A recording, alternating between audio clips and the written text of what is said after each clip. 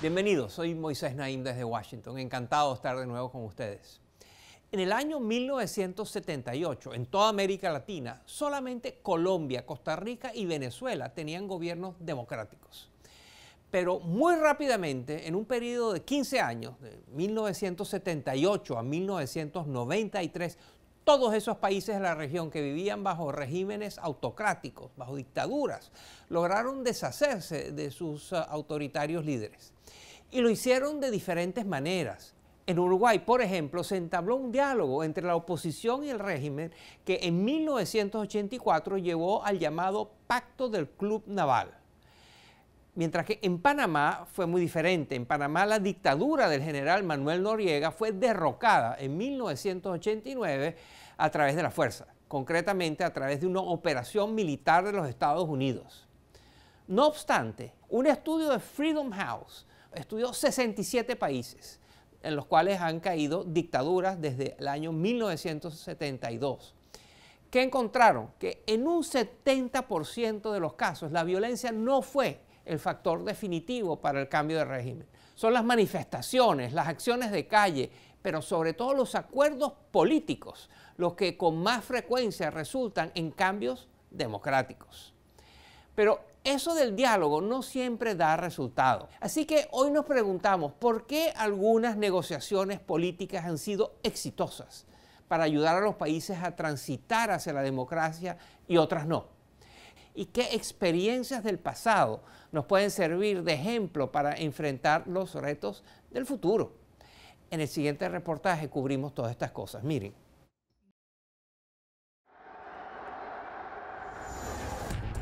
En 2011, Túnez fue la cuna de la primavera árabe, una serie de levantamientos prodemocráticos que afectaron a varias naciones musulmanas.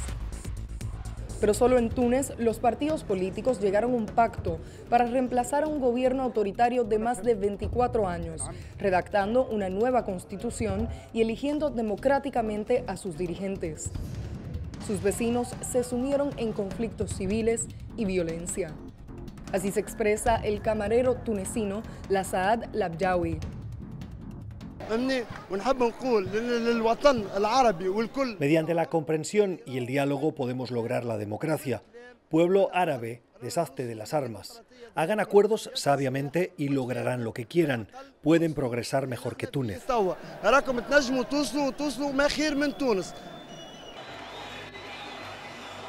Si bien las movilizaciones en masa pueden promover un cambio de régimen, también pueden convertirse en un arma de doble filo, particularmente cuando se tornan violentas. En Siria, tras las manifestaciones de la primavera árabe, el régimen de Bashar al-Assad recurrió al uso de la fuerza, desatando una guerra civil que ha dejado hasta hoy más de 560.000 muertos, según cálculos del Observatorio Sirio de Derechos Humanos. En Siria, además, Rusia ha vetado proyectos en las Naciones Unidas que buscaban incentivar a la negociación entre el régimen y la oposición, e incluso han participado en ataques en contra de opositores. Al otro lado del mundo, en Nicaragua, el régimen de Daniel Ortega también recurrió a la represión de los manifestantes que en abril de 2018 se levantaron en contra de una reforma pensional, eventualmente llamando a un cambio de gobierno. La presión ejercida por organismos multilaterales y hasta por la Iglesia Católica ha llevado a que el régimen nicaragüense se siente a negociar con la oposición en al menos 4 ocasiones, pero siguen sin llegar a un acuerdo. Hablamos con Daniel Brumberg de la Universidad de Georgetown.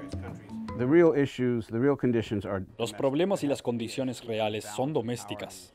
Las organizaciones externas pueden ayudar, particularmente si son vistas como no partidarias. El problema con los interlocutores externos es que a menudo se los ve como que están favoreciendo a un lado o al otro. Pero en Nicaragua, como también sucede en Venezuela, la falta de apoyo de las fuerzas militares a la negociación e incluso la misma división entre la oposición han obstaculizado llegar a acuerdos. Generar confianza entre las partes enfrentadas también es crucial. Hablamos con Sergio Bitar, quien escribió un libro en el que documentó conversaciones con 13 expresidentes que desempeñaron papeles clave en transiciones democráticas en países tan diversos como México, Indonesia y España. La polarización es el peor enemigo de la democracia, por lo tanto hay que anticipar y prevenir, ojalá nunca llegue.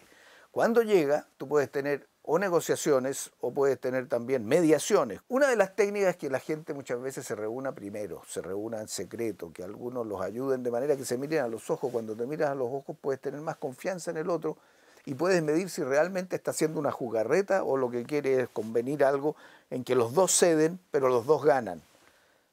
God bless Africa. Al acuerdo que llevó al fin del régimen del apartheid en Sudáfrica en 1994, por ejemplo, le antecedieron cientos de reuniones secretas entre el líder opositor Nelson Mandela, su partido y el gobierno. Además, estos procesos implican que pequeños grupos de personas representen sectores con posiciones diversas, algunos más radicales que otros. Por eso, la importancia de apostar por los puntos medios. Lo que lleva a un pacto es la disposición de los grupos de oposición a considerar acuerdos y concesiones que realmente respondan a las preocupaciones de los interlocutores en el régimen, que son menos radicales y que están listos para un acuerdo. Estos interlocutores siempre están amenazados por los más intransigentes y si no obtienen ciertas concesiones de la oposición, intervendrán para cerrar todo el proceso. Los opositores al dictador ganés John Jerry Rawlings no solo accedieron a su participación en las elecciones de 1992, sino que también aceptaron su triunfo. Rawlings, por su parte, respetó lo acordado y en el año 2000 dejó el cargo después de 2 periodos presidenciales, como lo indicaba la nueva Constitución. Conseguir la alineación de todos estos factores a favor de la democracia requiere de líderes persuasivos, valientes y convencidos de que negociar es la mejor opción. Y aun cuando se consiguen, es un camino largo y complejo. En este camino son más los que fracasan que los que triunfan.